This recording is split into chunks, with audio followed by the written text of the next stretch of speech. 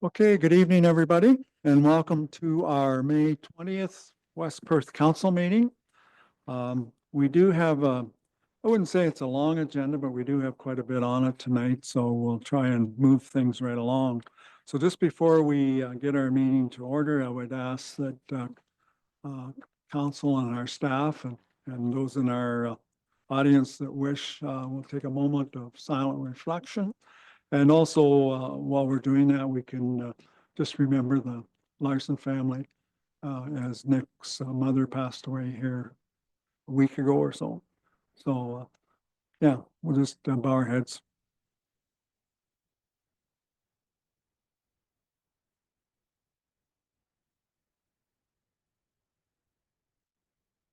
Okay, thank you. So we'll call the meeting to order. First item is the confirmation of the agenda, and James tells me there's no additions. So motion would be in order to accept the agenda as presented. Moved by Councillor Vink, seconded by Councillor Harold. All those in favor? Opposed, if any? That is carried. Does anybody have a conflict of interest with anything on the agenda tonight? If you find you do later on, just declare it at that time. The consent agenda, we have a number of items there, 12 to be exact. Is there anything in the consent agenda that anybody would like clarification on or pulled and dealt with separately? I don't see any hands going up. So a motion then would be in order that we accept the consent items 4.1 to 411 for information and the minutes of the May 5th, 2025 regular meeting be adopted. Moved by Councillor Rose, seconded by Councillor Foster. All those in favor? Opposed, if any? That's carried. And we, I'm not sure, I didn't hear anything about Andrew. He's, oh, okay. He's coming later. He's involved with another meeting, and that happens sometimes. So, okay, very good. All right.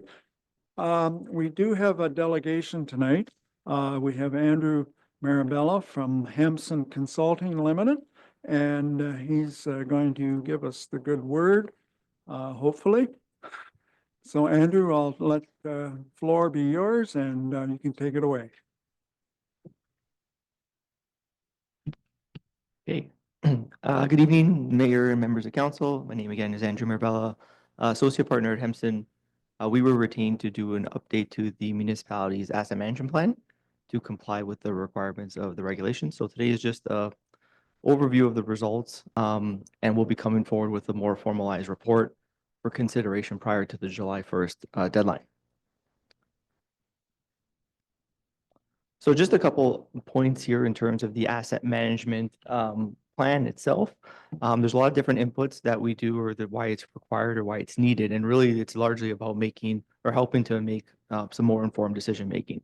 And the municipality has done quite a bit of work since the last plan that was done back in 2019, 2020. And this is about keeping forward that process, making sure that we can minimize risk as much as we can and kind of inform a better plan for our assets over the longer term. And this plan starts to continue to build on all that good work that was done, recognizing this is part of the, I guess, theoretically the last leg of the regulation, but there are annual updates and requirements needed from going forward from here.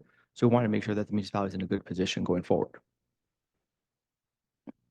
So when we think about the regulation, we're kind of governing the plan under OREG 58817.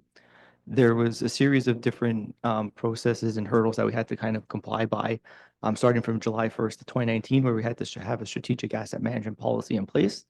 Following that date, we have the preparation of a plan under what they call the existing level of service framework for your core assets. And then subsequent to that, there had to be an asset management plan for the non-core assets as of July 1 of 2024. The municipality's existing plan kind of covered all those different categories under that existing level of service framework. What we've now been retained to do is update that plan for all your assets under the proposed level of service framework. So it's a little bit of a different objective here when we're setting targets and we're looking over the longer term, and has to have a financial strategy that encompasses that time period and covers those proposed level of services. Once that July 1st deadline is up, there's 5-year annual asset management plan requirements to update those plans. You have to update your policy and you also have to prepare reports to council annually starting in 2026 about your progress, how you're achieving your levels of services, state of the infrastructure. So there's certain things that have to be brought forward to keep council informed. So just to give an overview of the municipality's asset portfolio, it's pretty quite extensive, about an $890 million valuation in terms of the replacement value of the total infrastructure itself. You'll see when you look at the pie graph, not surprisingly, things like roads and related services, your bridges and culverts start to represent the lion's share of that total. So usually it's your hard services, roads, water, sewer, bridges, culverts, that represent the bulk of what the municipality owns. What's interesting is the box on the right there is the 2019 AMP, and that value was about $450 million. So we're up quite substantially from the last time. Part of that is, as you might have seen just through recent tenders and capital cost increases, there's been quite a big spike in inflation. Costs have been gone increased and they're quite more expensive. However, it's also about better data, better information, newer information that we've worked on. So that was part of the data improvement side, which the staff has been kind of working on since. So again, just keeping that in mind of what you're actually managing from a portfolio for a municipality of your size. When we look at the conditions of the assets, overall, they're in fair condition. You see that about, just under half is in good to very good condition, about 35% in fair condition, and just around 15% between the poor and very poor condition. What's interesting and what we consider to be an important category for an asset management perspective, notwithstanding what's good and very good, is the fair condition categories, because without proper maintenance, that 35% can start to shift into the poor and very poor category.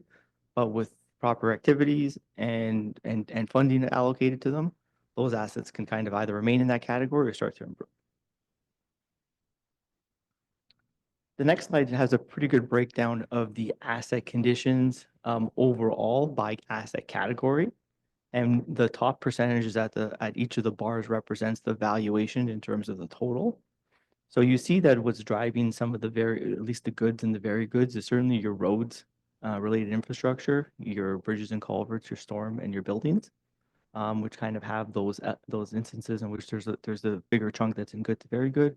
We see that there are some in the stark red, which is the assets that are in very poor condition, some of which that's identified in very poor is part of what we call as kind of an age-based approach to identifying the condition. Sometimes we don't always have engineered infrastructure assessments to identify all the conditions of each of the assets. So we rely on when the asset came into service relative to its useful life, and it uses that as a proxy to determine the condition. Some of that is just a qualitative element that we've identified, but a lot of the infrastructure, like your roads and your bridges, they're the roads management studies. We have your OSIM reports for your bridges and culverts, so there's real engineered on the ground assessments for those conditions. So part of what we've done here is we have to look at the levels of services and the targets over the planning horizon. And the proposed level of services is trying to balance where the municipality feels they need to go relative to your existing levels of service and trying to capture what those incremental changes might be. Do you need to increase our expenditure profile and the balancing to affordability, recognizing that we can't just continue to increase taxes to a certain degree because some of that number just might not be palatable from an implementation standpoint. So we have some options and what those risks are if we go forward with different characteristics of it. So I'll run through some of the proposed levels of services. So we had kind of sit down meetings with all different staff members and finance to try and understand what the direction the municipality might want to go.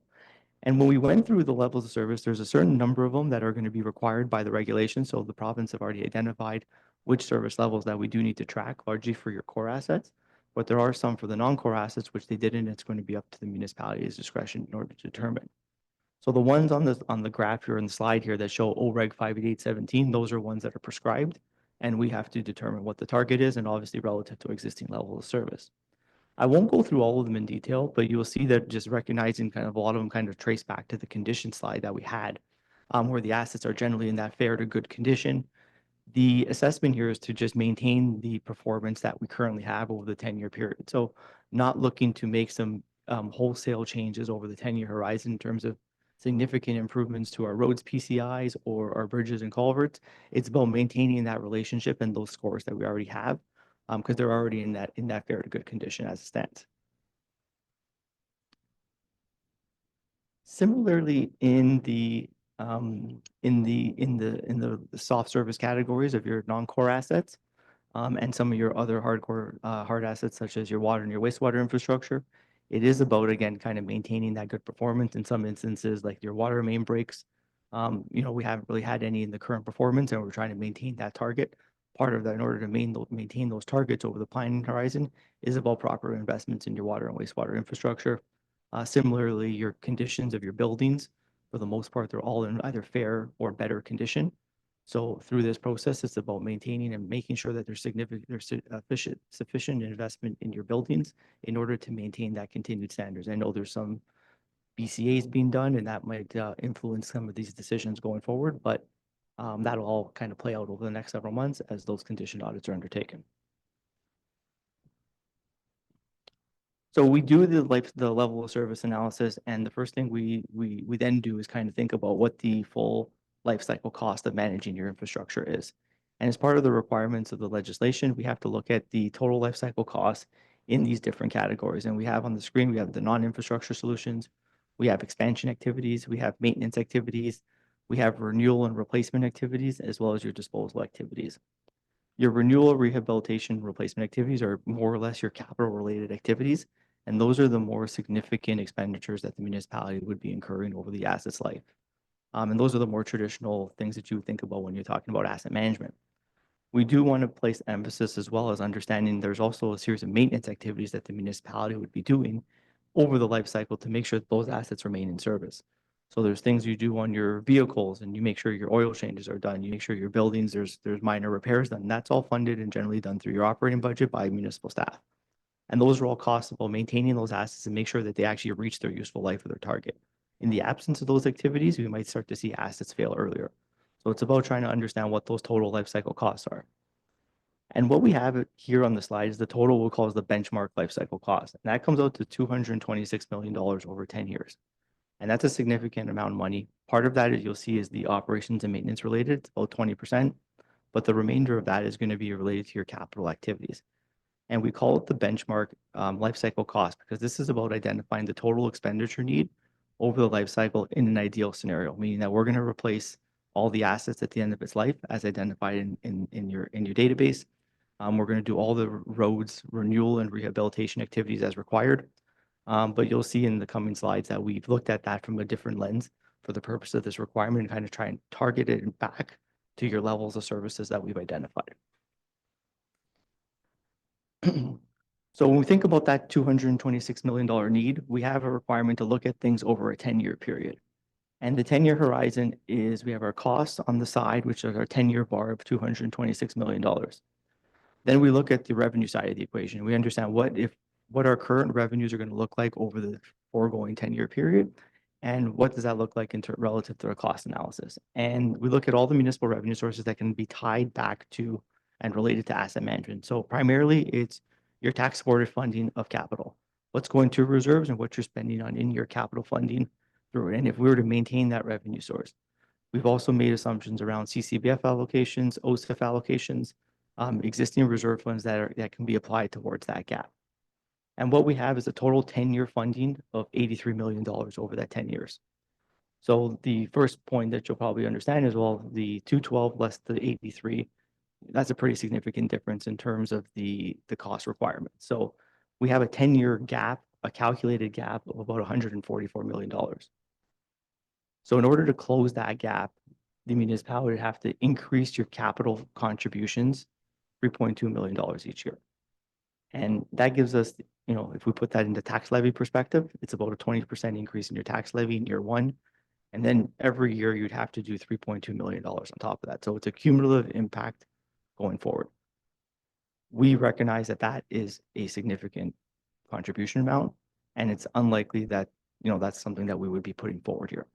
Part of what we're trying to understand here is these are the full costs under an ideal scenario.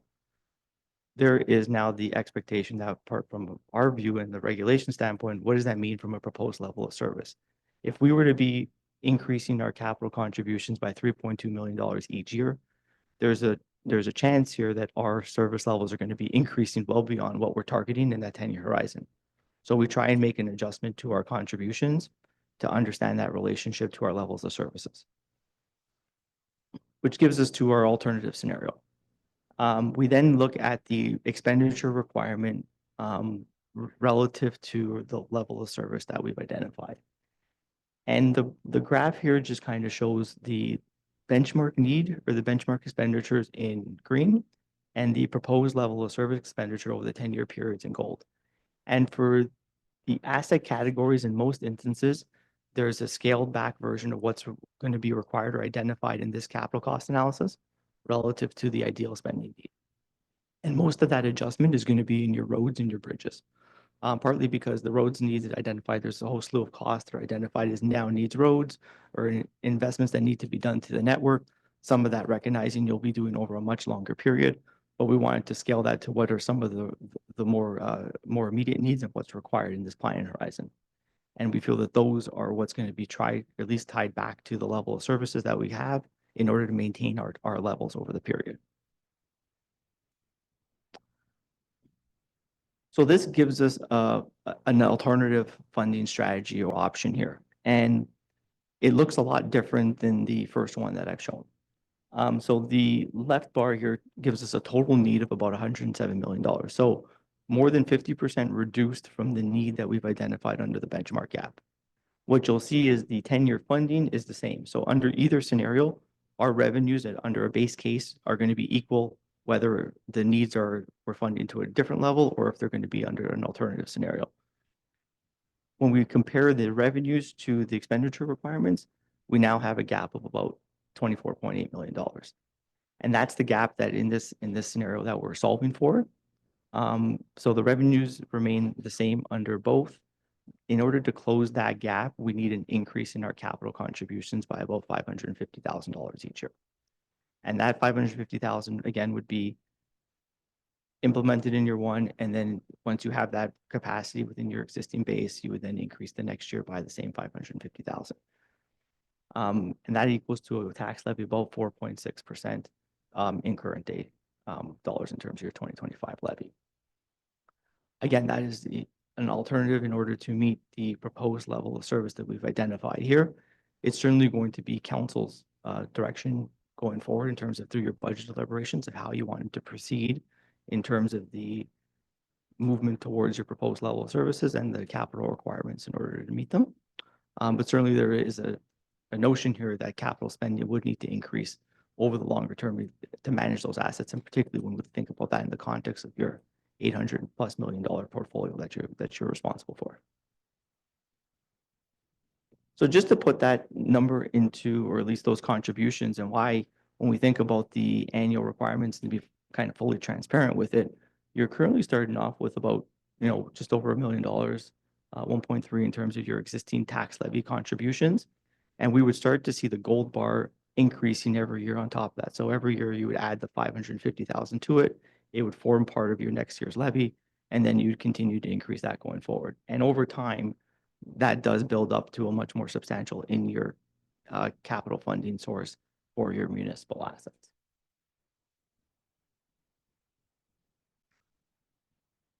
So just to think about that was on the tax supported side. On the rate supported side, we have a total 10-year need of about $35 million. Our 10-year funding is about $33.6 million. So there's, at least at this point, there's a little less of a gap here on the utility rate supported infrastructure side. Certainly municipalities kind of do regular rate studies and financial plans to make sure that those assets are fully funded, or at least to get to the point of making sure the system is funded. So there is less of a gap here. Certainly want to make sure that the municipality kind of thinks about the asset management program through this lens, but also as you do your utility rate exercises to make sure that we're funding all the assets and the requirements through those rate studies, and make sure there's sufficient money in reserves to manage your operating costs and to manage any other fluctuations in consumption patterns.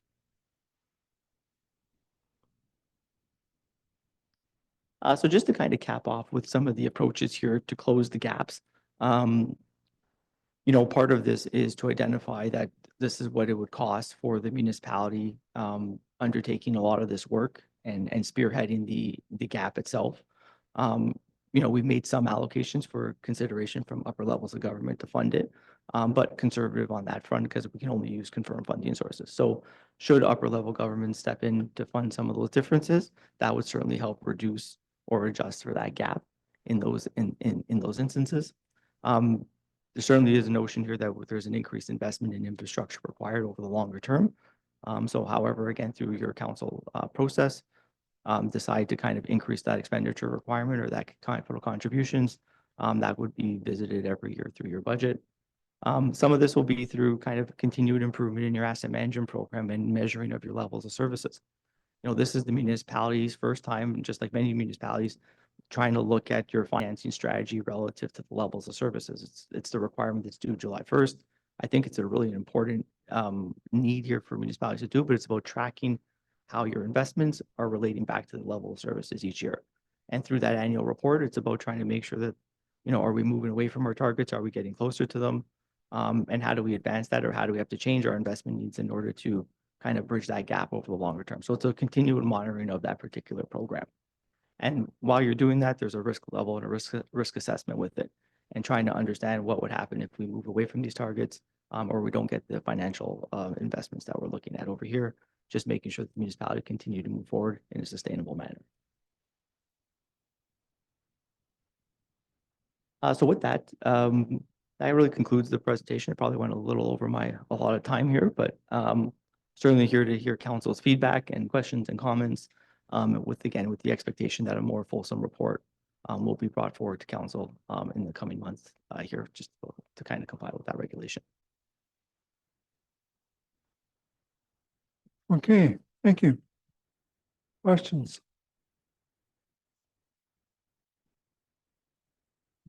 Well, Deputy Mayor. Thanks, Your Worship, through you. Thank you, Andrew, for a very informative report. I guess the one question I had would be depreciation of assets is figured into these calculations as well, is it? Through the mayor, that's correct. This would be looking at the value to the cost to be replacing or renewing them in the future, which is effectively at the time when those assets are fully depreciated. And I guess one more a follow-up question. Is there ever at any point in any of our asset management categories, is there ever a point where we are quote unquote caught up? Or are we always, like, because there's depreciation because assets age? I know age is sometimes when we receive these asset management reports, they're graded on, the condition is graded on their age rather than on their serviceability. So is there ever a point where we hit the nexus of the universe and get caught up, or is that possible? So through the mayor, that's an excellent question. So I think part of this wave of the 2025 requirement to look at proposed level of services, we are trying to not necessarily move away from age-based or service life approaches, but we are looking at your funding strategies that are tied to levels of services. So I think there is going to be a point where municipalities are caught up in the sense that we found a financing strategy that would meet our levels of services. And it's recognizing that sometimes we don't need to plan for an asset to be replaced on year 30 because the database says it's year 30. We're recognizing that that asset actually has a life of 40 years. So we got an extra 10 years now to replace for it and still manage our service levels. And I think that's where that is going. And this is a step in that direction. But clearly from the backlog, you're not necessarily caught up yet. Okay, thank you. Because in previous years where we've had an asset management report, the number, and some of my council colleagues might recall this, the number was horrendously high. Yeah. And the timeline was just so far out there that any sense of being caught up just didn't feel achievable. But I guess you're kind of shifting the paradigm to make it more achievable.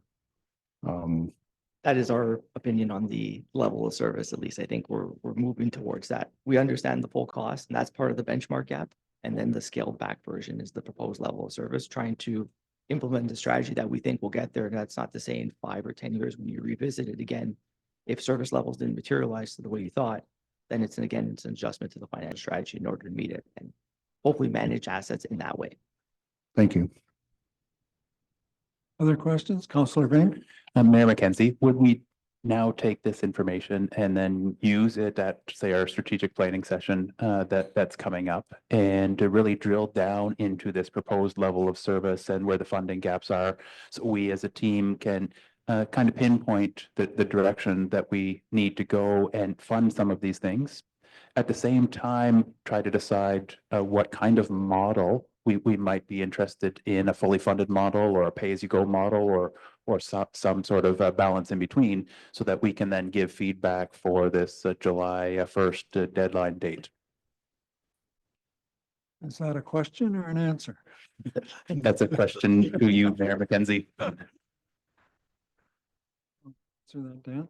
Yeah, I think I just want to thank the Councillor Vink for pointing to the levels of service, and I think we'd like some comment from council tonight if possible. I think if to really drill these down for that session, it might hurt us from a timeline perspective.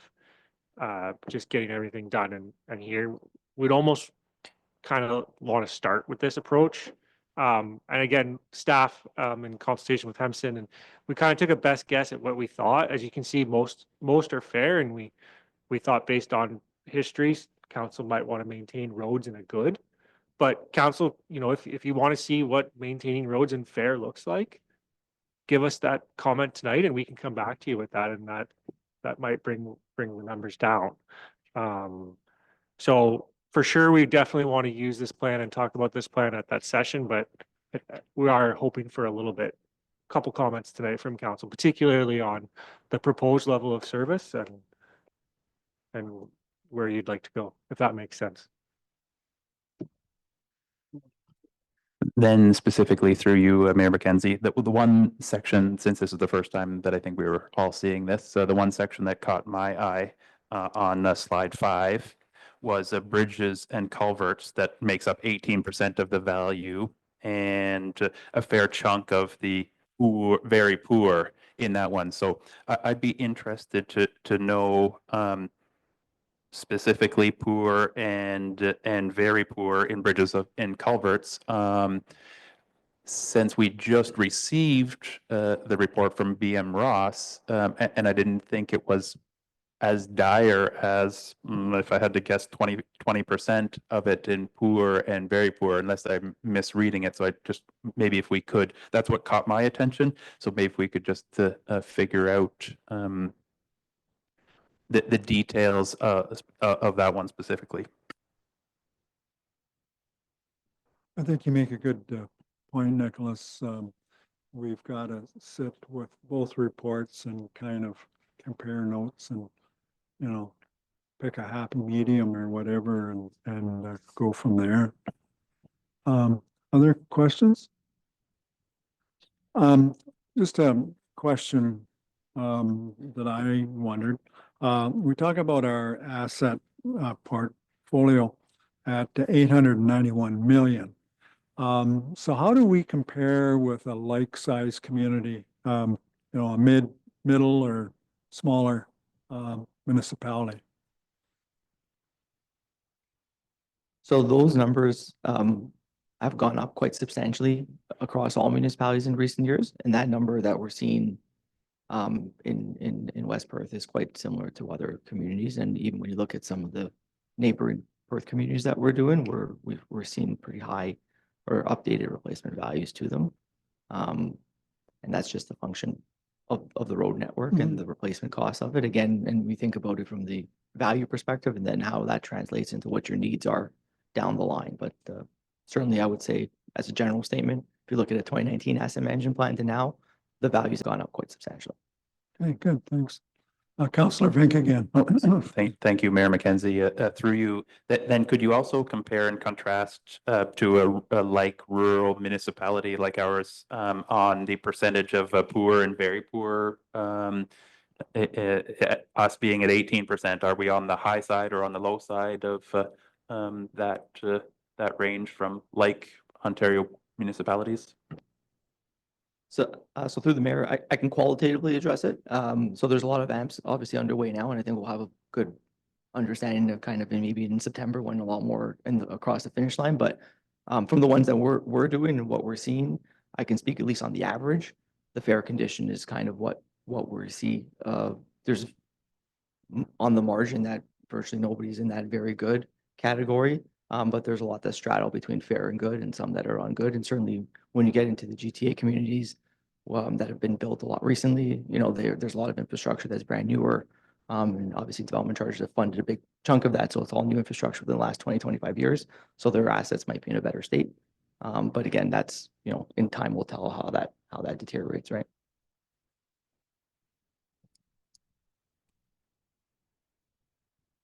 Deputy Mayor again.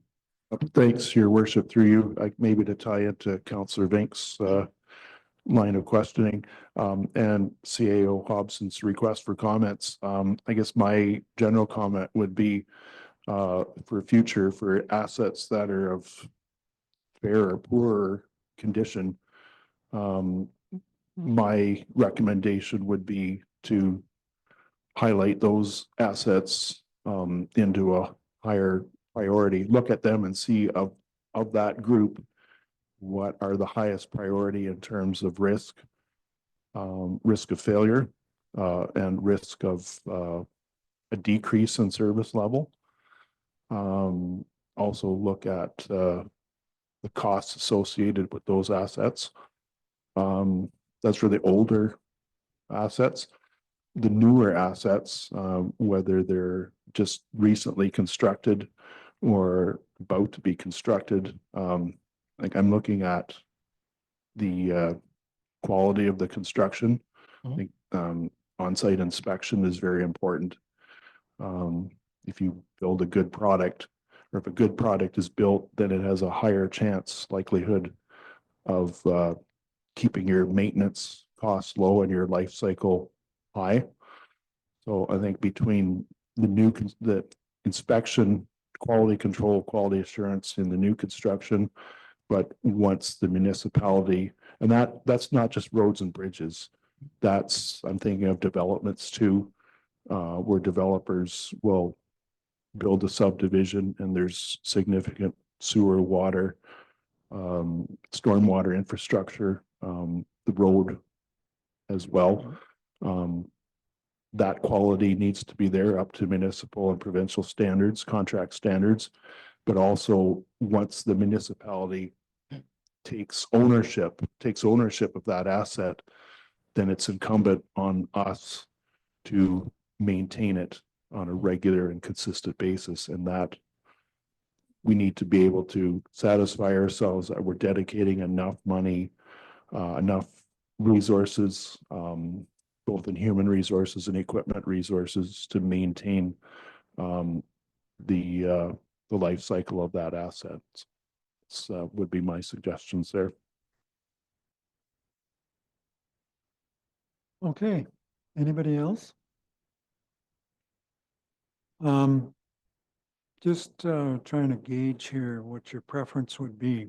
I'm wondering if we kind of take this and keep it in the back of our mind until later on in the meeting, and then come back and we can have a discussion again about what you would like. You know, I know Dan would like, you know, some feedback so he knows what he's doing for his session. But we do have some other stuff that we have to deal with tonight. So I'm just wondering if we kind of park it, but we'll bring it back before the end of the night and go over that. Does that sound like fair game for everybody? Okay.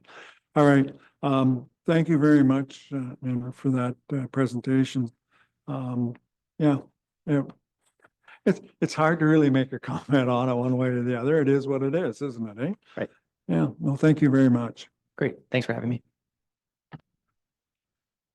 Okay, moving on, we do have a couple items under planning. The first item is file number B07 and B08 for Greenhoven Farms Limited. And John is going to walk us through this. It's a severance is what it is. So John, floor is yours.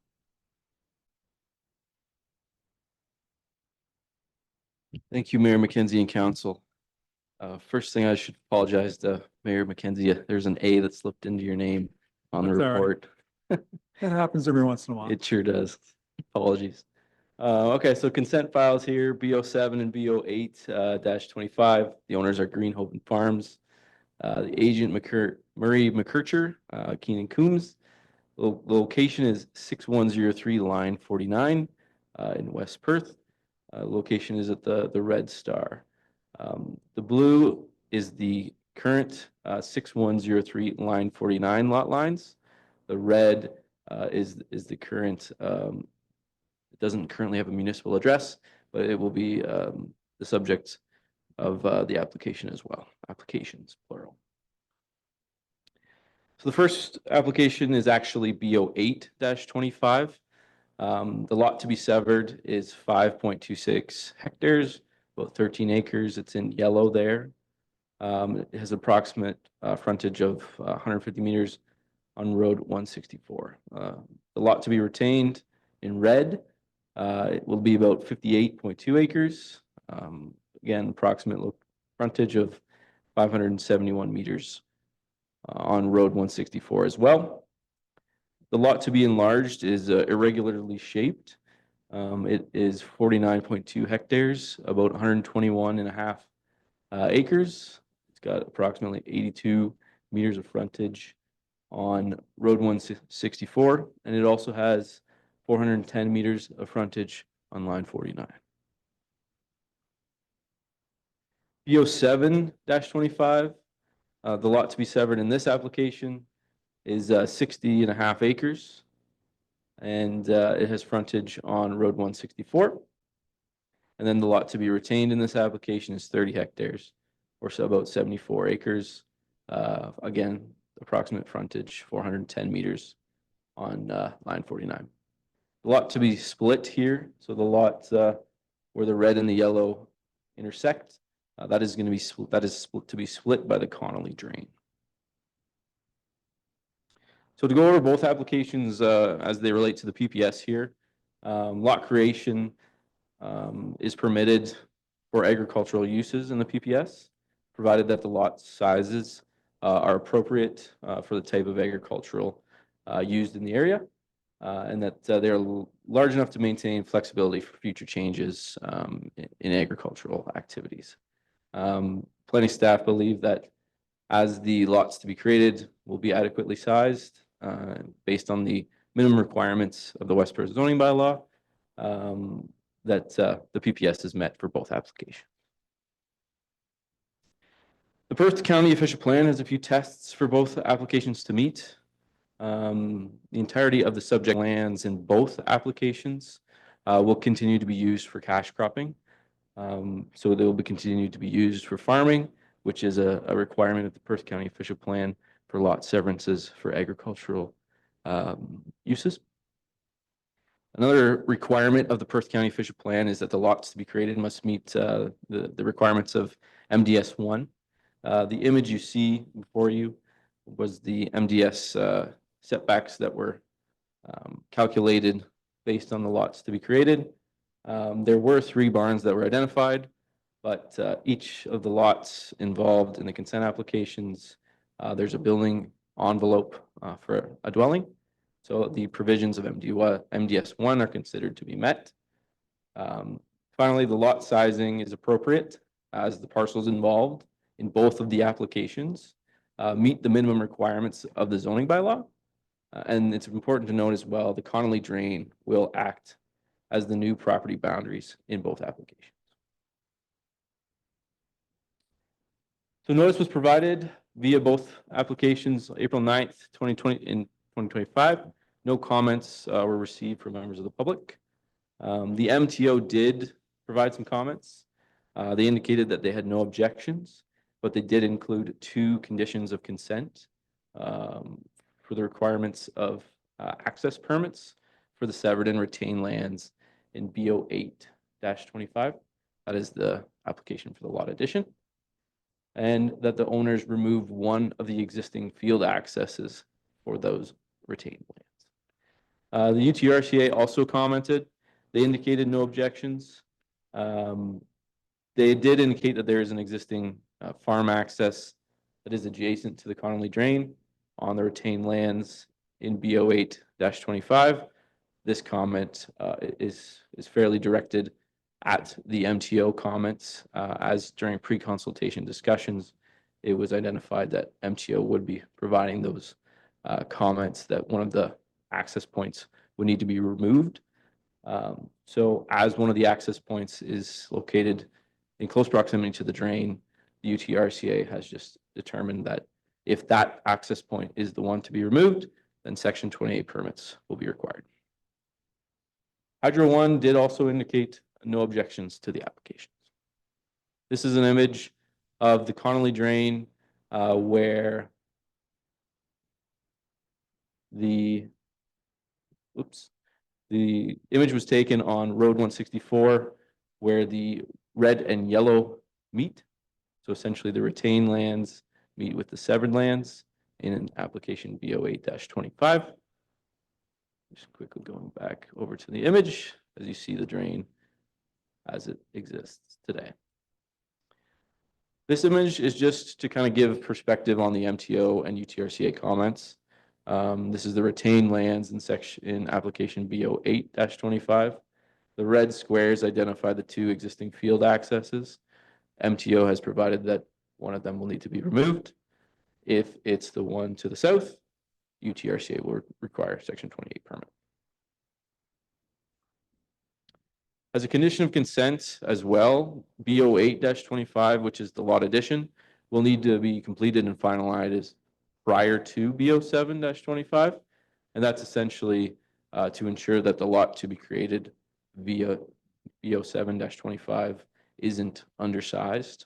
The lot addition essentially adds lands to a large parcel already, and then that large parcel will be split via BO7-25. Planning staff recommend that West Perth recommend to the Land Division Committee to approve both the applications. I can take any questions. Questions for John? Just have one, I think I know the answer. If you go back, yeah, any of those maps that you had, there's a little sliver at the top of that property. So, and there's also a house there. So that property belongs to the owner of the house, I take it? Through the mayor, the almost linear, Yeah. lot of frontage on line 49, that is a parcel that's not owned by the current application, Mhm. owners of this application. Right. And it's not involved in these No, applications. no, I figured that. But I had to ask. Any questions for John? Okay, if not, oh, sorry. Deputy Mayor. Thank you, your worship, through you. John, there just seems to be a lot of reorganizing of boundary lines and so forth. And they're all tied into the, I guess, the location of the drainage ditch. Is there at any point, can any of, like all three, can these be recombined again at any point, like unsevered and unified back into one parcel? Is that a possibility in the future, or is that too much of a speculative question? So through the mayor, is the question, so say, red and yellow combining in the future? I believe they would need a deeming bylaw from the municipality for that. If they would like to go through that, large, sometimes if ownership structure remains the same over a long period of time between properties that are owned by the same, essentially in the same ownership, sometimes they merge on title. But the intent here by the applicants were to create this new lot for essentially estate planning for their children. So it's a speculative question, but it would have to be answered by the owners if they ever wished to do that. Right now, their intent is to create the lot. That's good, thank you. Right, any other questions? Okay, I'll read the recommendation here then. And it is that the Council of Municipality of West Perth recommends that the County of Perth Land Division Committee or as its designate approve consent application file B0825 and forward the conditions listed in the staff report dated May the 20th, 2025 to the County of Perth Land Division Committee or its designate affecting the property legally described as Part Lot 6, Concession 12, Logan Ward, as in R 370709 in the municipality of West Perth, and that the Council of the Municipality of West Perth recommends that the County of Perth Land Division Committee or its designate approve consent application file B0725 and forward the conditions listed in the staff report dated May the 20th, 2025 to the County of Perth Land Division Committee or its designate affecting the property legally described as Lot 17 and part of Lot 16, Concession 12, the Logan Ward, as in R 370710, save an exception, or save and accept Part 2, HWP 896, Part 1, 44R 5551 in the municipality of West Perth. Do we have a mover and seconder for that? Moved by Councillor Chessel, seconded by Deputy Mayor Tronkowski. Any further questions or discussion? All those in favor? Opposed, if any? That is carried. All right, and the next planning we have is file number B14 from Waterland Farms, Inc. With regards to 2815 Road 149. So John, again, I'll let you walk us through that one. Thank you, Mayor McKenzie and council. So this is a surplus farm dwelling consent application by Waterland Farms, their agent Monteith Ritzma Phillips. It's located at 2815 Road 149, and the red star there. You can see to the north, we have Fullerton at the very top end of that. So the lot to be severed is about half an acre in size, with approximately 51 meters of frontage on Road 149. The lot to be retained will be 40 hectares, about 99 acres, with 352.5 meters of broken frontage on Road 149. As part of the surplus farm dwelling consent process, the applicants will be required to do a rezoning application. So as a condition of consent, the area outlined in yellow will need to be rezoned A1 to recognize the permitted residential accessory uses. And in the area in red will need to be rezoned A3, and that's to prohibit residential development. The notice was provided via Planning Act requirements on April 25th. No comments were received from members of the public. UTRCA expressed no concerns with the proposal as they identified that the application qualifies for an exemption to their fragmentation of hazard land policies. The severed lands is considered an appropriate size. The consolidated farm operation is located at 2456 Road 134 in Perth South. The CBO has granted that the dwelling is habitable. The grain bin has been removed along with the majority of the barn. There has been a condition included in the application that to ensure the entirety of the barn it is removed as it's only been partially removed. An additional condition has been included to remove 2 of the sheds accessory to the residence from the retained lands. That's essentially so that they can be located on the severed lands. You can see the 2 sheds in that image to the right. The lot line just goes through them, essentially. Show the 2 sheds are south of the dwelling. It's hard to see in that image, but these images are of the accessory shed that will remain on the severed property, as well as part of the barn remains that have been removed. You can see there's still the barn foundation there. Planning staff recommend approval of the application and can take any question. Any questions for John? The Quonset shed that's there, John, like sometimes you put a restriction on that it cannot house animals? Yeah, through you, Mayor, that is correct. Planning staff were of the opinion that there was no water connection or anything that would lead the keeping of livestock. So we were satisfied that that wasn't necessary for this specific case. If West Perth wishes, you can always add that condition. Okay. Any questions? If not, we'll deal with the recommendation. And it is, oh, we do have the agent on line here. I don't know if they wish to make any further comments. Just for questions, if anybody had any questions. Okay, so I think we're good then. The recommendation that we have is that the Council Municipality of West Perth recommends that the County of Perth Land Division Committee or its designate approve consent application file B 14-25 and that the Council Municipality of West Perth forward the conditions listed in the staff report dated May the 20th, 2025 to the County of Perth Land Division Committee or its designate for consent file B 14-25 affecting the property legally described as Lot 26, Concession 18, Fullerton in the municipality of West Perth.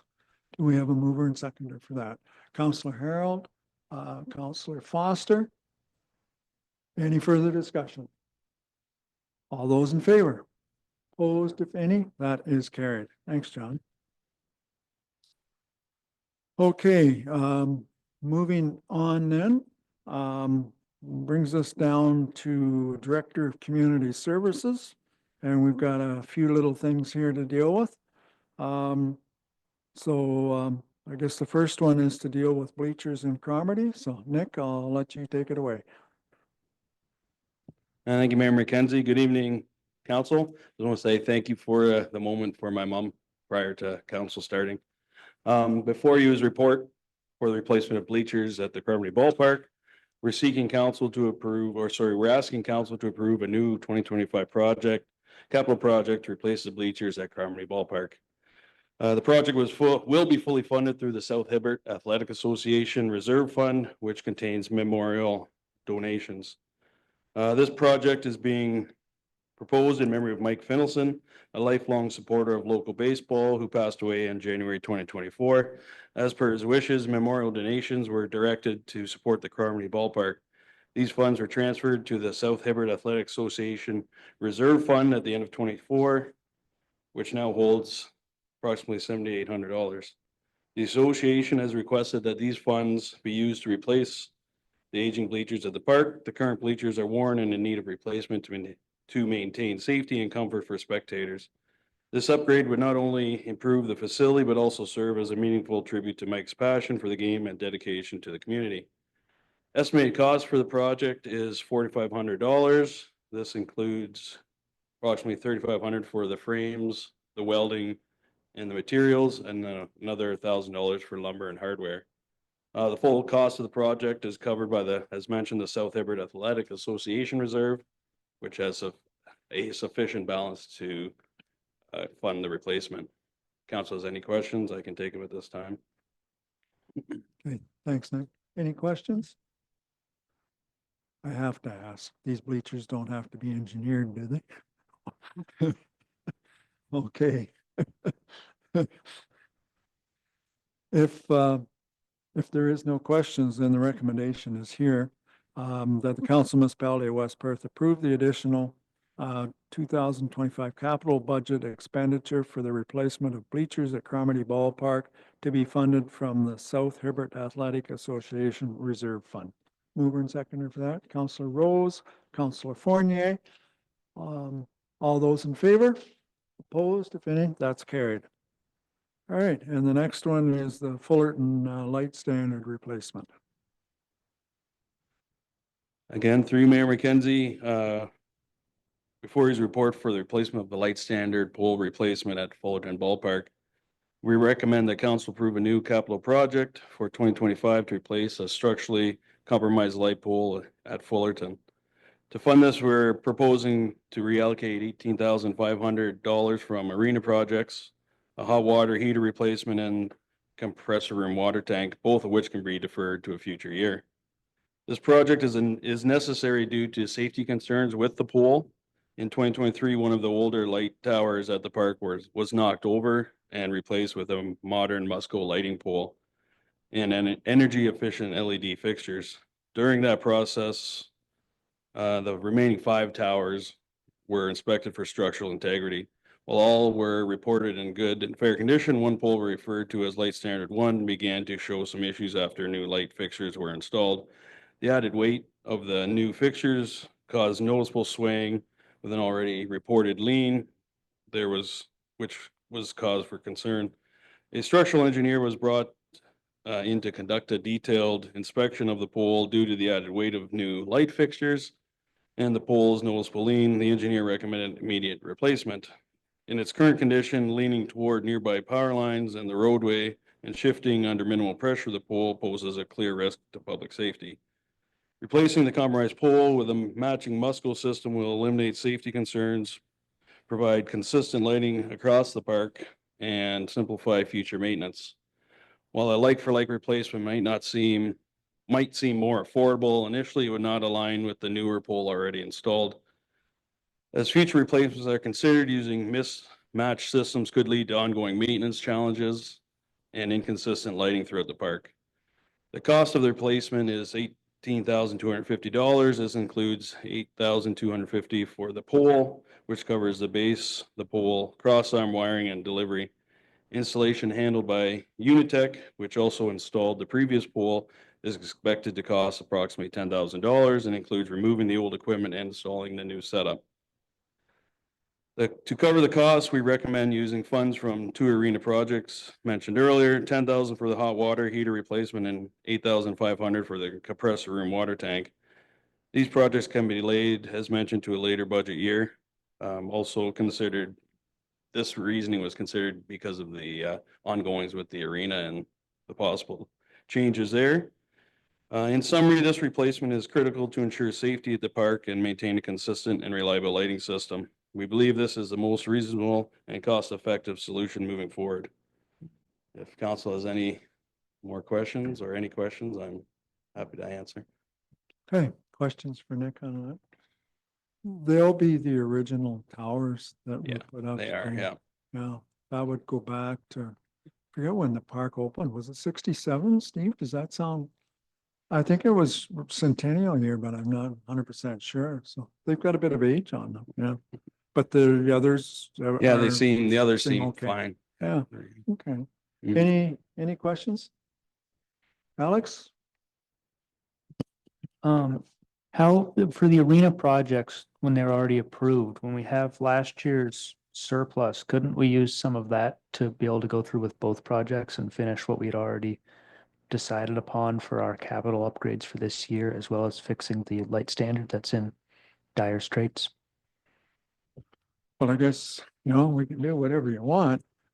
As Nick said, because of the uncertainty where we're at for a month or two with the arena, that frees up that money, that we could use it there. But yeah, the surplus, I suppose could be used. Yeah, as Mario says, it's the same difference, so. Or if we don't want to do that, could we not, when we come to a more concrete decision in a month or two in the arena, if the project still makes sense, we could deal with it then? In that regard, then it wouldn't change anything, correct? I don't know who I'm directing this at. Yeah, I think what Council Foster's maybe suggesting is that as we get more information and time goes on, we could bring back the hot water tank and the compressor room water tank. If council wishes to go ahead, is that correct? Dan was far more elegant, yes. Okay. Any other questions? Phil? Just a quick question, with the other light standards that are existing and going to stay, do they have the new LED lights already on them? Mayor Kenzie, yes, they do. And do we have a plan to replace them eventually or not at this time? I think with the way both reports, engineering reports kind of read, we will do consistent checks on these poles. And then as they turn, say for the worst, then we will look at replacing them with the new Musco lighting poles.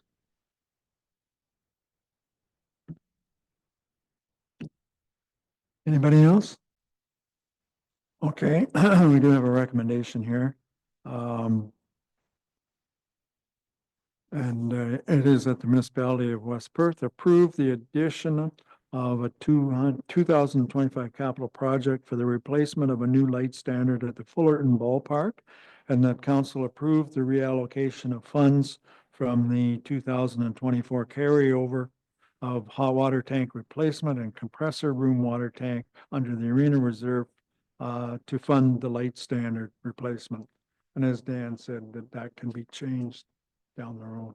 So we have a mover and seconder for that. Councillor Foster, Councillor Phelps. Any further discussion? All those in favor? Opposed, if any? That's carried. Well, thanks, Nick. Next on the agenda is treasurer, and it's the statement of development charges. Oh yeah, it's Monique that's going to do this. Good. Take it away, Monique. Okay. So as was noted in the report, we're required to provide an annual treasurer's statement summarizing the transactions for the year in the development charges reserve. So referring to Appendix 1, we collected $413,338 of Mitchell area DCs and $1,627.89 of rural area DCs. So the DCs collected were for 12 multi-units / townhouses and 27 single or semi-detached houses in Mitchell, and then just one single house in the rural area. $27,355 of interest revenue was earned in the DC reserve in 24. And there was a transfer of $23,225 to the DC reserve, which reflects the shortfall of DCs collected in 24 due to the rates remaining capped at 95% of the indexed rates from the 2019 DC background study. So just in comparison, the shortfall of the DCs from the phase-in were budgeted for $18,795 for 24. $239,100 was transferred out of the DC reserve in 2024, and that was for the repayment of outstanding commitments for the Henry Street Bridge, Henry Street Storm Sewer, the fire hall, and the elevated water storage tank. And then there was $42,479, and that was used in 2024 to help fund current year DC eligible projects. And those were the DC background study, the community improvement plan, and the rec master plan. So the closing balance of the DC reserve is $680,120.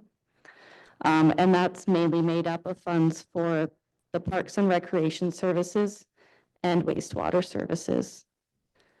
And then the other service categories continue to have an outstanding commitment for previously completed projects. The total outstanding borrowings at the end of the year is $2,573,512. And that's a decrease of $172,266 from 2023. So that's made up of the down payments to decrease the outstanding, but then there was a new outstanding commitment related to the master rec plan. And then Appendix 3 summarizes the activities in the Parkland Obligatory Deferred Revenue Reserve Fund. So there was $18,500 in Parkland fees collected in the year and $18,973 of interest revenue.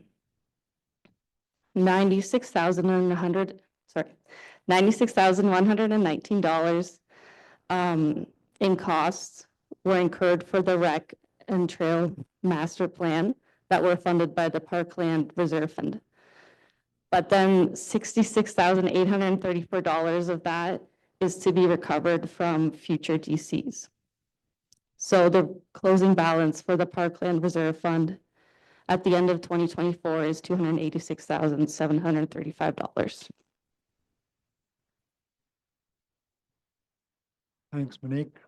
I'm sure everybody followed that along perfectly. Sorry, I went a A little. lot quick. of numbers there.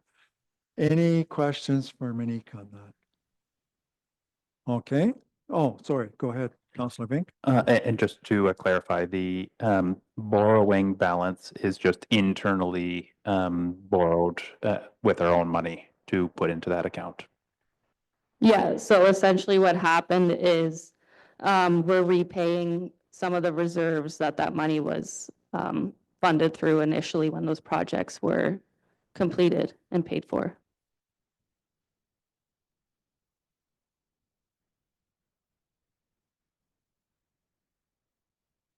All right.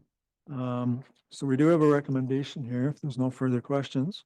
The recommendation is that the 2024 Treasurer's Statement of Development Charges Reserve Funds be made publicly available on the municipal's website and upon request, and that the council approve the transfer of $239,099.90 as of December 31st, 2024, as shown in Appendix 2, repayment in the current year from collected development charges from the Development Charges Reserve to the following reserves. Reserve for Transportation, Bridges and Culverts, $81,555.15. Wastewater Reserve Fund for Stormwater is $56,534.96. Reserve for Fire Department is $15,613.63. And the Water Reserve Fund is $85,396.16. We have a mover and seconder for that. Councillor Vink, Councillor Feltz. Any further questions, discussion? All those in favor? Opposed, if any, that's carried. Thanks, Monique.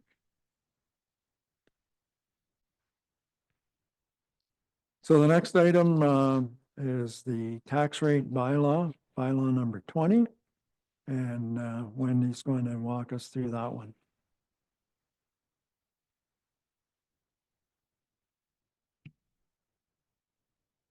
Evening, Council. I have a bit of a throat thing going on, so hopefully my voice holds out. So this report here, we're looking for the approval of the tax bylaw, so bylaw 2025. Two key things to kind of point out in this report. There was a correction to the property tax ratio for the aggregate extract property class. When we were kind of putting things together, we made the assumption that it would be the same as the commercial, but the county sets the ratios, and so there was a change there. So there was a correction, and what that means is that the shift in the values goes from one class to other classes. So you'll see the aggregate extract going higher and the other ones going lower. And then also in this report, it talks about the county's levy, which is for us in West Perth, $5,821,000 or $21,168,000. So that's your contribution to the county for their levy. So if there's any questions on the report, I'd gladly take them. Councillor Vink, go ahead. Mayor McKenzie, to you or maybe Deputy Mayor Trentowski, was the change in the property class of the aggregates council decision that what was to put more emphasis on taxing the aggregate property class, or a different reason? Through you, Mayor McKenzie, to answer your question, Councillor Vink, you might, or it's the province. The province was the one that was initiating, and Wendy can probably back me up on this. It was the province that initiated the classification change. Also, there was changes in, I guess, the aggregate lands that had either a residential or an agricultural designation were changed to, I don't know, what was it, industrial, or it was not, it was changed from agriculture, away from agricultural and or a residential to a classification that would result in a higher rate of taxation. as a consequence, building materials will go up because the owners of the aggregate will have to recover that added expense. So if you're a large company, it gets covered in the volume, but if you're a smaller, more local aggregate producer, that change in the price becomes, that change in the taxation has a significant change on their price to the customer, and as a result, a significant challenge to their ability to compete in the marketplace. But in the end, it's the ratepayer that is having to cover that cost through the increased cost in the material. That's a long answer, but I think that kind of sums it up. Yeah, so I'll say that the aggregate's going up $8,675 with that ratio change. Any other questions on that? Okay, we do have a recommendation here. The Council Municipality of West Perth approves bylaw number 20, 2025 to reflect the corrected property tax ratio for the aggregate extraction property class, and that the County of Perth levy in the amount of $5,821,168. We have a mover and seconder to that, Councillor Harold, Councillor Foster. Any final questions on that? All those in favor? Opposed, if any? That is carried. The next item is the municipal drain billing and debenture policy. So this one here is, in practice, we've been doing municipal drain debentures, and so this is just more of a formalized process. It's good for succession planning, and it also helps council know that when you're seeing all the drain requests come through, that there's an option for people that have a high assessment to debenture their payment. So essentially, instead of giving them 30 days, we're giving them different terms, like 3, 5, and 10 years to pay. And so it gives a bit more structure, and it helps staff to know kind of where to operate in. And so we currently do have 3 debentures on the books. One is being completed off in 26, and the other 2 are in 28. Yeah, if there's any questions on that report, essentially just allows people to a payment option. The report does highlight who's responsible and what kind of things to process through. So I can go through them, but they are in the report. Any questions for Wendy on that? Go ahead, Councillor Foster. On the landowner side, it works, basically, it would work effectively exactly the same as tile loan policies do, or very similar for the payment structure, or is it different? Somewhat. The tile loan is through the province, so we're just the flow through of funds. So the interest goes to the province. With this, the interest stays with the municipality. So it's our program, not the province's program, but yes, how a landowner pays would be very similar. They get an annual invoice. Thank you. Anybody else? Okay. The recommendation we have is that the Council of the Municipality of West Perth approve the municipal drain billing and debenture policy. Moved by Councillor Foster, seconded by Councillor Vink. Any further discussion? All those in favor? Opposed, if any? That's carried. And now we get into the good news, 2024 surplus. So I just want to make mention that there was an amendment to this report. Through some looking at the numbers, we noticed that the Mitchell 150 that came to council April 22nd was scheduled to affect the shortfall in 25. And so it got missed in writing this report. So there's an additional 104,000 and change being applied to the shortfall. So you'll see the numbers go from the pavilion being short 468,872 to 363,900. And so staff have changed the resolution so that the shortfall goes to the Ketterson, and then 179,736 would go to the tax stabilization for future use. So when we looked at the year, we definitely saw that we had three main contributors to the surplus this year. One was the revenue from interest earned. We had good return on our investment, so it generated us more revenue by $290,502. And then between assessment growth and changes in write-offs, we had additional revenue of $212,153.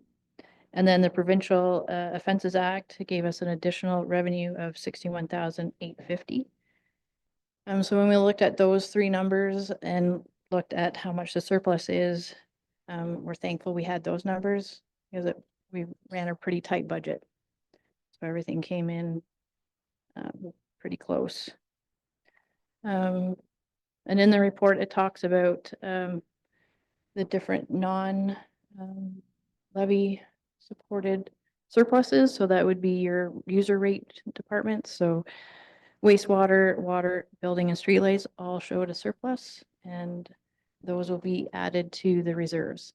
So, which is good for future replacement and capital. So if there's any questions on that report, I'll gladly take them. Okay, questions for Wendy? Counselor Foster? The Provincial Offences Act would just be police tickets, correct? Like things of that nature? Or is that include bylaw as well? I'm going to look to the clerk's department to help me out, but I think so. It's Well, it's your tickets. Yeah, it's speeding tickets, but it's also, help me out here, Dean, if it, insurance. Through the Insurance. chair. Yeah, you've got that correct. So it's your speeding tickets and your insurance. So that there's that portion there as well, in addition to the parking. Thank you. I'm trying to think of the name of the insurance, but it was, it's not workman's comp. No, it's, I know we've had some large ones in the last year, and it was, companies that, had defaulted and they had to go to court and ended up having to pay, right? I'm thinking more of fines, like surcharges imposed by the court. Say if there was a Ministry of Labor violation, there would be like a victim surcharge or an outright fine issued to the guilty party or parties. That's also another source of funds gathered through the Provincial Offences Act system. And the money that we get is governed by where the incident took place. So the speeding tickets, the amount that we get back are ones that were in West Perth. We don't get a percentage of the total. We get the ones that happened in, or a percentage of the ones that happened in West Perth. Oh. Did I muddle that one okay? You did. All right. Oh, okay. Any other questions? Deputy Mayor. Your worship, through you, I just a question to staff and maybe for something for council colleagues to consider. It's just curious that the surplus revenue is reported at just under 544,000. And in our preceding asset management report, I'm looking at panel 12, where the funding gap was discussed to meet proposed level of service. And if I remember, the presenter highlighted that in order to meet the 10-year funding gap, as an alternative funding strategy, $550,000 per year cumulative annual contribution would be needed. So I guess my question, slash suggestion would be, would it not be prudent to take this surplus and for the time being, park it all in the reserve for tax stabilization? And then I think as Councillor Vink had pointed out earlier, when we have more in-depth discussions on our capital planning, and when we get into 2026 budget, we can decide how we want to unpark the funds. Like, it would be great to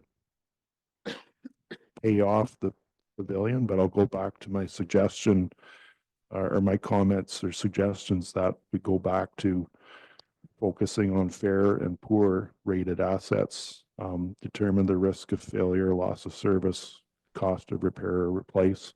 And then, like I say, when we have more fulsome discussions on our assets and on our budgeting, then we can decide where that money should go. And there may be other challenges from either the county or the province that will put a strain on our resources. Just offering that as a suggestion to staff and council colleagues. Councillor Rose first and then Councillor Foster. While I agree with Dean partially, I'm kind of like, my idea is kill as you go and let's clean up and get rid of this stuff that we do owe, because it's again kind of 6 of one, half dozen of the other. You can keep the money that we owe for the pavilion. It's really not changing a whole lot. I understand you're putting it away for this other thing here, asset management, but now we still owe over there. So it's just shoving the numbers around. Why don't we get rid of that pavilion thing and then it's done? Because either way it's hanging. If we put it over here, it's still hanging over there. So then if you have to, it comes through taxation or however it comes, it's still got to be paid. So it's the same difference. Councillor Foster? What levy is Ketterson Pavilion against for the loan? Like where are we, what reserve are we taking the money from for a loan? We're not. So it just fell through the surplus deficit. It's just a paper. So it's essentially your cash. So we've it's spent just, the it's cash. just floating in our cash currently. Yeah. Thank you. It's in-house, isn't that what we call Yeah. it? In-house borrowing. Anybody, with somebody over here? Yeah, Nick. Through you, Mayor McKenzie, I would agree with the Councillor, sorry, Deputy Mayor Trentowski. With so many competing priorities coming up that we need to look at, I would tend to agree that we should put this into a tax stabilization so that we can have a wholesome discussion. For example, coming up at our strategic planning session on how we're going to plan, strategize for the future on all of these competing strategies. So having a little bit sitting there that can be used for all of these necessities, like we heard tonight in bridges and culverts in poor condition, might be useful coming up in the near future. So I'd agree with Deputy Mayor Trentowski and put it into the tax stabilization for now until we come up with a more wholesome plan. Okay. Just comment, you know, like Murray kind of hit the nail on the head as well. You know, like we can park this thing in a reserve and it's sitting there. We will collect a little bit of interest, but in the meantime, we've got the 300 and whatever it is, 363,000. That's a debt over there. Yeah. We owe that. Maybe you could clarify, Mayor McKenzie, who do we owe? We've already paid for the pavilion. And so you, like you said, it's internal borrowed, so we won't make any less or more interest payments, but by allocating it in one spot or another, it'll be the exact same amount of interest payments, interest earned, depending on if it is in one spot or another. I think is just important with, you had mentioned earlier in the evening, an arena project coming up as well too, that maybe it gets combined together in some sort of both fundraising, upper level support from the province and the federal government to help support an arena project coming up, that not necessarily that this would be the maybe the easy solution for today, but maybe if we take a little bit bigger view coming up down the road at our planning session is my only thought. But I will leave it to the rest Oh, of fair enough. council. Oh, good point. Deputy Mayor again. Thank you, Your Worship, for giving me another opportunity to speak to this. As far as the county budget is concerned for 2026, there will be pressure. There will be pressure already on our winter maintenance. There will be pressure on the drainage, the county share of drainage through the county road right of way.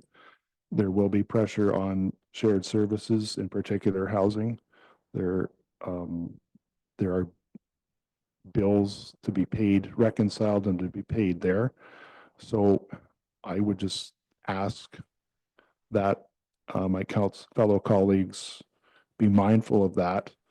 More information should be available later on in the year, but there will be pressure from the county. It's just a question of quantifying it and the timing of the release of the information. I'd like to be more specific, but at this point, I have to keep it at a high level until more information is known. And that information won't be known until later in the year, sometime at the earliest. Counselor Foster? My question's for Wendy. Is Nicholas Vink right about wherever we allocate it, it's going to effectively become a wash because it's out of cash reserves for interest charges? So right now it's flushed through your accumulated surplus. So what we would do is if we were going to keep it, we would book it and we could create a negative reserve, and it would just decrease your surplus and create a negative reserve. So that's how we could put it on the books so we can track it. But currently it's sitting outside of the books. The cash has been paid, like we've paid our bills. So just a matter, the cash is gone, and it's just identifying and allotting that surplus to cover that cash shortfall. But if we put it towards levy stabilization or refilling the cash reserves, it's going to earn us the same amount of interest at the bank. Like the rates are the same for that. Yep, that's true. Thank you. Anybody else? Okay, I have a resolution here, but I have a feeling you want to change it maybe. No, Deputy Mayor? Thanks, Your Worship. Through you, respecting staff's recommendation, I would make a motion that the council, the municipality of West Perth, apply the surplus funds reported, apply that to the reserve for tax stabilization, and that the situation be reviewed during 2026 budget deliberations. So you're moving that, then Dean, that's your motion? Yes, I am. Okay, did you get all that, James? Doug? Go ahead. I agree with Murray. I think it's a debt that's hanging there. I think the next 5 years are going to be tough. And to me, get rid of the debt on that side and look at what we have to do to get through the next years. And we've had years back, I can remember 0% increase and 4% or 2%, and we should have had 5% increases all across the board to build up, because now we're behind the 8 ball. And we're looking at this here, and we're scrambling for money and heading into a very tough times. When the good times, there was some 0 and 2% increases that It should have been building the pot. Okay, I'll second that, Mayor McKenzie, and then maybe we can have some Yep. more comments after yep, that. okay. So, we'll vote on that, and I guess, my thinking here, James, is that, if that gets defeated, then we come back with this motion here. Would that be proper? And if it goes through, it goes through and problem solved. Yeah, through the chair, if the main motion, which is now on the floor with a seconder, is defeated, then another motion could be in order. So any member of council could make a new motion as to what to do with these surplus funds Yep. at that time. And I would just note before moving to a vote, you to confirm if there's any further discussion. Yeah, okay, yep, no, can do that. Go ahead, Councillor Vink. To Councillor Felt's point about debt that needs to be paid off. This debt isn't costing us any money. If you're looking for debt to pay off, maybe the debt on the fire truck that actually costs some interest, or debt on the Henry Street Bridge that costs us interest, that should be paid off. And that's my point about at a planning session, we can try to figure out what's the most costly debt that we have, and the debt at Ketterson Park being already paid is just an internal borrowing, is not the most costly debt that we have if we're looking to pay off debt. Wendy, go ahead. I'm just gonna say those debts are structured through Infrastructure Ontario and they're closed. So we can't pay them off.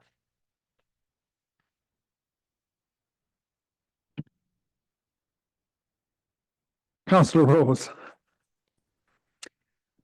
Wendy, would the, being, the pavilion is already paid, but we still owe the money. Is it okay to assume that that's out of a reserve that this money has come out of? So if we put the money, as you're suggesting, that would go back into a reserve? No, it's part of your cash. So when you look at your financial statements, your cash balance would be healthier by cleaning this debt off instead of moving it to somewhere else, because then it's going to create an expense. So essentially, the 363,000 wouldn't become an expense because it's already expensed. It's just your cash. So now we're talking the balance sheet side of the books. If you move the $543,000 into a reserve, that's an expense. So it'll show up as an expense. So here it's not quite fully an expense, it's only partially an expense, and the other side is your balance sheet. So it increases your cash. And so when you get the financial statements, your cash balance will be in a healthier position. Councillor Duck.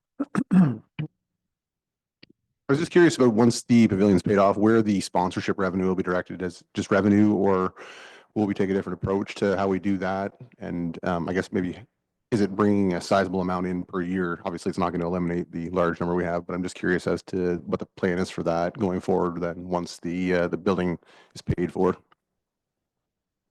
I might look to Nick to help with that. We do have agreements in place, and they are different terms, but they're a couple thousand a year, if that. So it's not going to make any sizable debt into that or dent into it, but there could be structure around what that sponsorship money goes towards. Those discussions haven't happened yet. Councillor Chesel. How would you describe our current cash position? Is it healthy? Is it like with this value removed? Where are we sitting that way? West Perth is in a good, healthy cash position.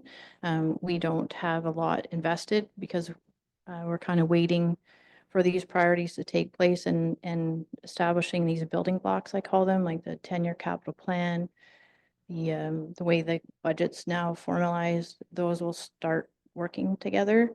And then we would like to invest because we can make a higher rate of return if we can lock in for a longer period of time. But right now we're very liquid, and I would say we're in a healthy cash position.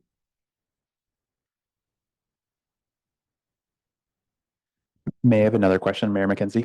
Through To Councillor Duck's a point about sponsorship, does this internal borrowing balance that we have include or exclude a large corporate donation? I don't, I think that's the right way to ask it. Is that inclusive or still waiting to be put onto a balance? If we had a large corporate donation, would that decrease it still, or is that included? That's included in that number. What's not included is the future sponsorships that Councillor Duck had mentioned. And like I said, they're minimal and they expire. So we're not sure what the next steps are for those yet. Deputy Mayor? Thanks again, your worship. One more comment. I can give a little bit of light on the county situation in 2026. If I recall correctly, the 2026 budget increase is going to be close to 10%. I'll refer back to the report where we talked about the tax rate bylaw. The 2025 West Perth portion of Perth County's levy for 2025 is 5,821,168. So if we run close to 10% or just slightly under, that's 582,000 and change, and we have almost covered that. That change, that increase would be swallowed up by the surplus that we're talking about now. Just to try and give everyone a perspective of where I'm coming from with the motion that I made. Thank you. The thing that I notice, I think we've got lots of homes for this money. You just gotta pick where you want to put it. Any other questions? Have we discussed it enough? Okay, I'm gonna let you read the motion, Dean's motion, and it was seconded by, I think, Councillor Vink. So that's what we'll vote on and see where it goes. Thank you. The motion that's on the floor before council is that the council of the municipality of West Perth approve the allocation of the 2024 surplus revenue in the amount of 543,636.26 to the reserve for tax stabilization as of December 31st, 2024. And that the funding shortfall for the Ketterson Pavilion be further reviewed as part of the 2026 municipal budget process. Okay, I think you've captured everything there. I think that's good.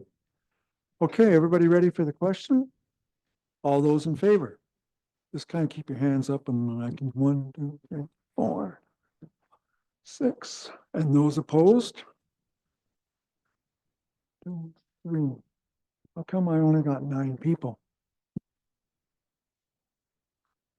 7, 4? Okay, that's good. Okay, so the motion's carried then. Just prove I can't count.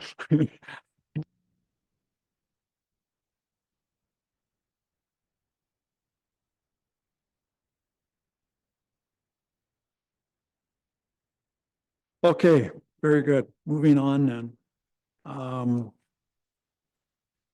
Find my spots. Okay. There's a letter there from Ministry of Municipal Affairs and Housing with regards to Bill 17. Any comments, or it was there for our perusal? It may change next week. Yeah, lots of change happening right now. So I think just stay tuned, and if council wants a deeper dive on anything, we're kind of already preparing them and stuff as we go. But so if you ask for anything, we'll bring something forward. Yep, okay. Letter there from Mitchell District High School with regards to a color run that's taking place on the trail system, I believe. The Source Protection Annual Progress Report, water report was there, fairly detailed document. The thank you letter from the Mitchell Optimus Music Festival. And the other one is notice of proposed wireless radio communication tower, which is going to be on the southeast corner of the Ward of Mitchell, I guess. Yeah. Is it a fair question to ask, like, who's going to use this tower? Like these people here just put the tower up. Like, is it a Bell or a Rogers or like who's, It's shared Rogers and Bell. yeah, It okay. is noted in the document. I didn't read No, that. that's then. okay. I didn't see that. Did you see it, Nicholas? Oh, No, sorry. I didn't notice that. Sorry, I misspoke. That's the existing is a shared. Okay. Um, All right. So that's, unless anybody has any questions on the correspondence, motion here that, municipality of West Perth accept the correspondence as information. We have a mover and seconder for that. Councillor Fournier and, Councillor Foster. All those in favor? Opposed, if any, that's carried. The, Rotary Club, as well as the, Kin Club are working together on this. It's the letter was there with regards to the Canada Day celebrations. And the motion that we have here is that the municipality of West Perth approve the parade request from the Rotary Club and Kin Club for the Pied Piper Parade route taking place on Tuesday, July 1st. We have that's an annual request. So we have a mover and seconder for that. Councillor Chessel, Councillor O'Donnell. Any discussion on that? All those, question? Go ahead. When it's the Lions Club, do we have to ask the Lions Park? Do we have to ask the Lions Club anything about this? I don't think so. Thank you. Okay. All in favor of that motion? Opposed, if any? That's carried. The next one is the Stratford Perth Pride letter. And we have policy that we don't do any flag raising anymore. We put it up on our sign and that seems to work fairly good. So the recommendation is that the Council Municipality of West Perth consider the request from the Stratford Perth Pride to recognize Pride Month and light the digital sign for the month of June in accordance with recognition from our council policy. Do we have a mover and seconder for that? Moved by Councillor Rose, seconder, Councillor O'Donnell. Any discussion? All those in favor? Opposed, if any, that's carried. Brings us down to councillor reports. And we do have a bylaw, third reading on the bylaw. And then we still have the asset management to talk about. So we got to bring it up somewhere during the night here. So the following bylaw is bylaw number 20, being a bylaw for the purposes of adopting an annual budget and levying and collecting rates for various purposes and to provide for the payment of taxes and to provide for penalty and interest. The recommendation is the municipality of West Perth give third and final reading to bylaw number 20 this 20th day of May. Third and final. Mover and seconder for that. Councillor Rose, Councillor Phelps. All those in favor? Opposed, if any? That's carried. Number of events there. I don't know. Additional event. Oh, okay, sure. Go ahead. Through the chair, thank you. In addition to the events listed there, I would just flag that June 8th is also the Moncton Firemen's Breakfast taking place at the Moncton Community Center, and that'll also be shown on your upcoming June agenda. Thank you. Okay, so number of events there and you can read them. I think the next main one is June the 2nd is our council meeting. And we're meeting early that night. Is that the one we're meeting early for? Through the chair, yes, council will be gathering early for that meeting for a photograph with members of staff. Okay. Mayor McKenzie. Sorry. And then is it the following council meeting? We're also meeting early as well too? Yep, go ahead, James. Or Dan, I don't care. Sorry, if you're referring to the strategic session, that's July. But there is, I think you are meeting early because you've got some committees. That's the Board of Revision. Yeah, that's what I was thinking. Okay. Um.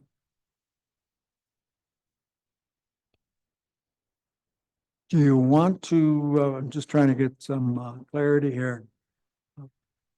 Well, that's what I was wondering, if we go into close and get it wrapped up, and then we'll see how much time we've got at the end of the night to deal with the asset management thing. So, let's do that then, that municipality West Perth, proceed into closed session under section 239, subsection 2 of the Municipal Act at 8:46 to address matters related to section 239, personal matters about an identifiable individual, including municipal employees. Section 239, subsection 2, advice that is subject to solicitor-client privilege, including communications necessary for purpose, and it's a legal matter with regards to the Logan Ward. So motion that we go into closed session, moved by Councillor Chessel, second by Councillor O'Donnell. All those in favor?